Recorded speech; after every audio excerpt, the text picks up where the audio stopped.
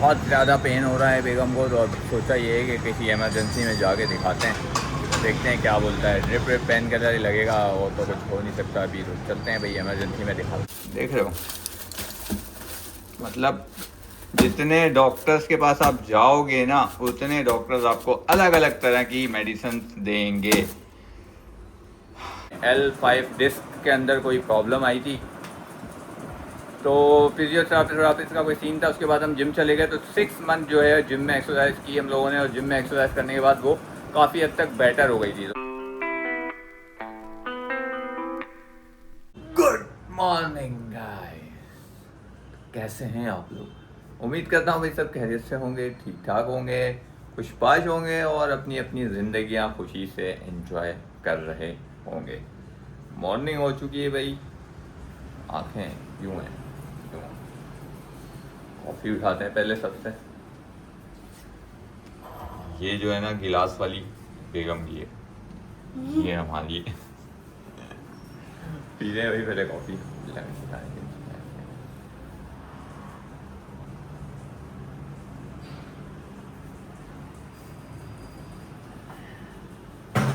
तेज करी तेज, ब्रेकफास्ट निकाल लो।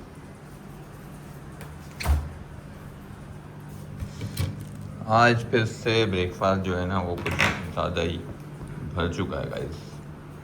पता नहीं है दिन ब दिन ज़्यादा कैसे होता जा रहा है, मेरे को ये समझ में नहीं आ रहा है आजकल। मेरी मशीन भी जो है ख़राब हुई हुई है ना, इस वजह से मुझे आइडिया नहीं हो रहा। पता नहीं मैं 50 ग्राम और ही डाल रहा हूँ या फिर ज़्यादा डाल रहा हूँ, कुछ समझ में नहीं आ रहा। खैर भाई,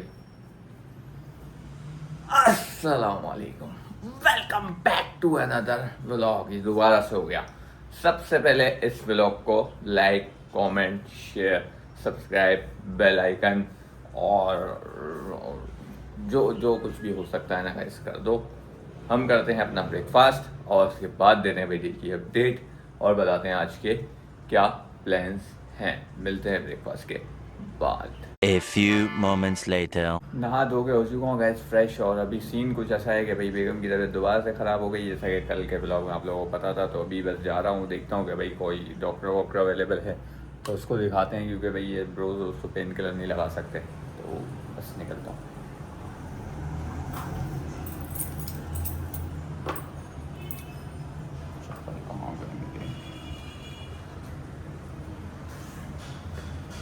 चप्पल पहन लो मेरा। चलो भाई निकलते हैं भाई, समझ से बाहर है। मतलब क्या ही बोलूँ मैं डॉक्टर होगा। चलो चलते हैं भाई, देखते हैं क्या सीन होता है।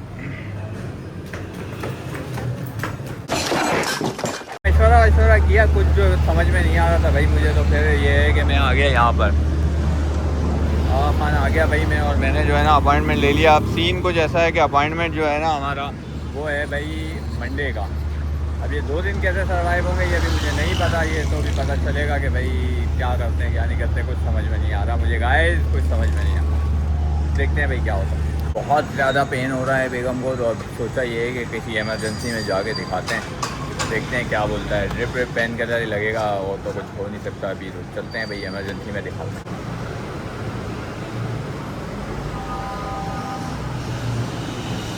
ये हाल है।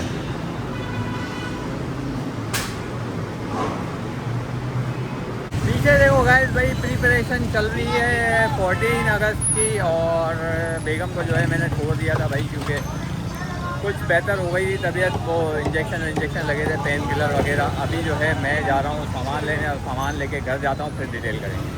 फाइनली भाई गाइस पहुँच चुका हूँ घर, और दिखा दूँ आप लोगों को कि डॉक्टर ने, यहाँ वाले इमरजेंसी वाले डॉक्टर ने क्या क्या सजेस्ट किया। डिटेल बताता हूँ थोड़ी देर में। ये सब सजेस्ट किया है, देख रहे हो। मतलब जितने डॉक्टर्स के पास आप जाओगे ना, उतने डॉक्टर्स आपको अलग अलग तरह की मेडिसिन देंगे। ये आई थिंक कल कल ली थी, कब ली थी मेडिसिन? आज सुबह भी मैंने मेडिसिन ली थी कुछ, जो कि मैंने टोकरी में डाली थी, और कल तो वॉरेन लगा दिया था। और आज जो है हॉस्पिटल में, जैसे आप लोगों ने देखा ड्रिप्स जो चल रही थी, उसके अंदर भी कोई ना कोई पेन किलर डला हुआ था गाइस। ऐसा नहीं था कि विदाउट पेन किलर था। तो भाई गए थे हम लोग इमरजेंसी के अंदर और इमरजेंसी में दिखाया। इमरजेंसी में दिखाने के बाद वो उनका एक ही काम होता है कि भाई सर्जन को दिखाओ। तो मैंने बोला भाई आप सर्जन सजेस्ट कर दो ना मुझे कि कौन से सर्जन को दिखाना चाहिए, आप मुझे सजेस्ट करो। तो उन्होंने मुझे एक सर्जन सजेस्ट किया कि भाई ये जो है मंडे को और वेडनेसडे को और सैटरडे को बैठेंगी, तो इनको आप दिखा देना। तो नॉर्मली वही पेन किलर और क्या था ड्रिप व्रिप जो होती है फ्लाइजेल व्लाइजेल पता नहीं कौन सी होती है वो लगा दी। दर्द कम हो गया तुम्हारा, सही हुआ, बेहतर हो गया। बेहतर हो गया? दिखाओ हाथ। भाई ये ड्रिप्स के साथ जो है ना ऐड हुआ था, मतलब वो पेन किलर लगा था। अच्छा बात सुनो, हाँ खाना बनानी व्हाइट फ्लॉक से ही खा लोगे? हाँ खा लूँगा। खाना बनाने के बाद मुझे छोड़ देना। किधर? तुम्हारी तबीयत सही नहीं है, फिर तुम मुझे फ़ोन करके बोल रहे हो कि मुझे दर्द हो रहा है, मुझे ये हो रहा है, मुझे वो हो रहा है। हाँ पर मुझे अनम और उसमा बोल रहे हैं कि यहाँ पर बैठ के भी तुम क्या कर रही हो, वहाँ आके बैठ जाओ, थोड़ा माइंड सेट हो जाएगा। और मर रहे हो, बीमार हो, कुछ भी हो, मैके तो जरूर जाएंगे मैके वाले दिन। करना क्या है मेरे को तो समझ भी नहीं पड़ रही कुछ भाई।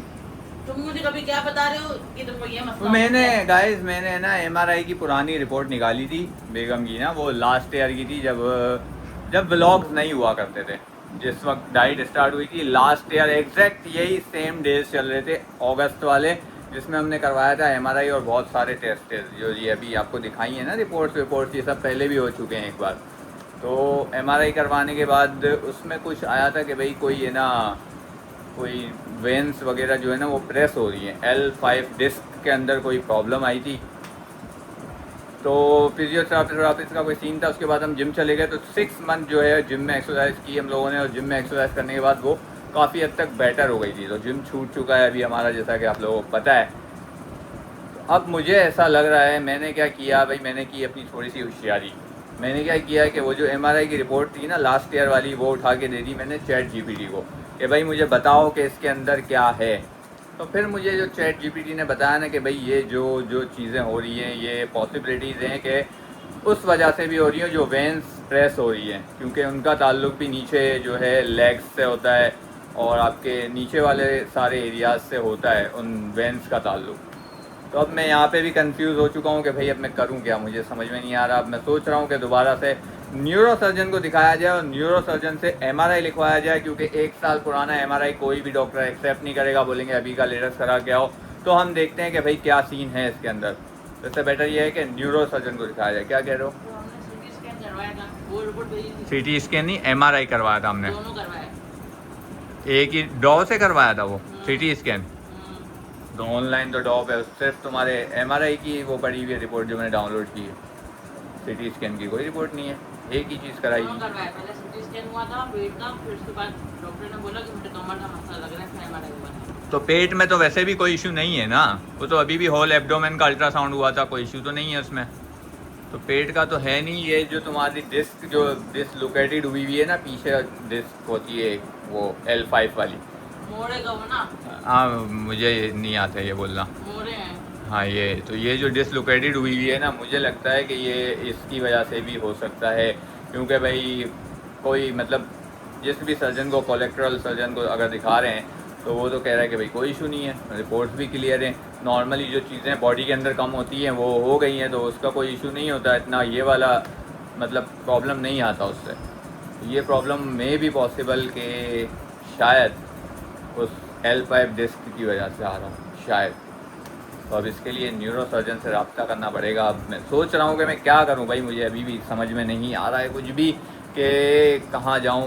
आगा खान का अपॉइंटमेंट लिया हुआ है मंडे का, वहाँ जाऊँ या कहाँ जाऊँ वो समझ में नहीं आ रहा भाई। देखता हूँ, मैं सोचता हूँ भाई क्या करना है क्या नहीं करना, क्योंकि भाई परमानेंट इसका सलूशन करना ही पड़ेगा, वरना ये सारी ज़िंदगी तरफ के। मसला है तो उसका सलूशन है कोई? उसका सलूशन यही है कि आपको एक्सरसाइजेस करनी पड़ेंगी बस, कोई मेडिसिन नहीं। कोई मेडिसिन नहीं, कोई भी नहीं, क्योंकि आपकी बॉडी मेडिसिन वगैरह से तो थोड़ी हिलेगी। वो तो एक चीज़ अगर हो गई है तो आपको खुद अपने उससे सही करनी पड़ेगी, मतलब अपनी मेहनत करके।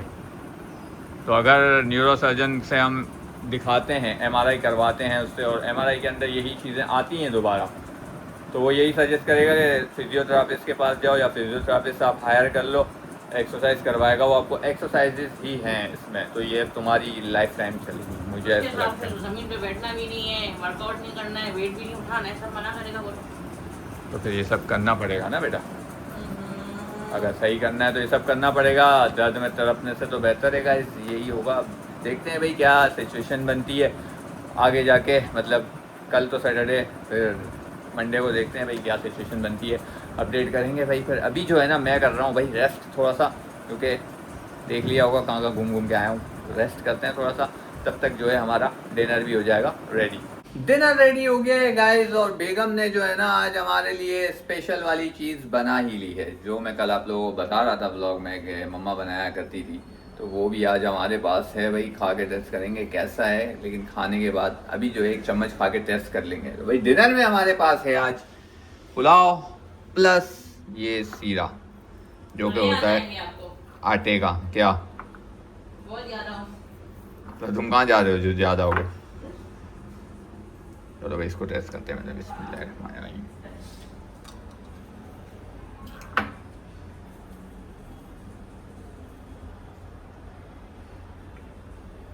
पास कर दिया मैंने, मज़े का है, बहुत मज़े का है। इसको खाएंगे, फर्स्ट टाइम बनाएंगे। मज़े का है, इसको खाएंगे गाइस खाना खाने के बाद, वरना भूख जो है ना वो मर जाएगी। फटाफट से करते हैं अपना डिनर, उसके बाद फिर बेगम को ड्रॉप करने भी जाना है, तो डिनर कर लेते हैं। हो चुका है डिनर डन हमारा, और अब जो है बारी आ चुकी है बेगम को लेकर जाने की, तो निकलते हैं भाई, बेगम को लेकर जाते हैं और वहाँ पर ड्रॉप करके दोबारा से आते हैं। 2000 years later. बेगम को ड्रॉप कर दिया गाइस, और पहुँच चुका हूँ घर भाई, और टाइम चेक करो 12 बज चुके हैं भाई। कॉफ़ी जो है वो मैंने रख दी है पकने के लिए, दूध बॉयल हो जाए तो इसके अंदर डालते हैं भाई कॉफ़ी। कल का जो व्लॉग है ना गाइस वो होने वाला है स्पेशल व्लॉग। आज तो पूरा दिन जो है हॉस्पिटल्स की ख्वारी के अंदर निकल गया। दुआ कीजिएगा आप लोग हमारी बेगम के लिए कि अल्लाह पाक उन्हें जल्द से जल्द सेहतयाब करें। तो बस गाइस इस व्लॉग को करते हैं यहीं पर एंड। कल का व्लॉग देखना मत भूलिएगा, क्योंकि कल जो है ना कुछ स्पेशल होने वाला है। तो मिलते हैं कल इंशाल्लाह नेक्स्ट व्लॉग में। अपना बहुत सारा ख्याल रखिएगा। इस व्लॉग को लाइक कमेंट शेयर सब्सक्राइब लाजमी से कर दीजिएगा guys. Bye bye, take care, अल्लाह हाफिज।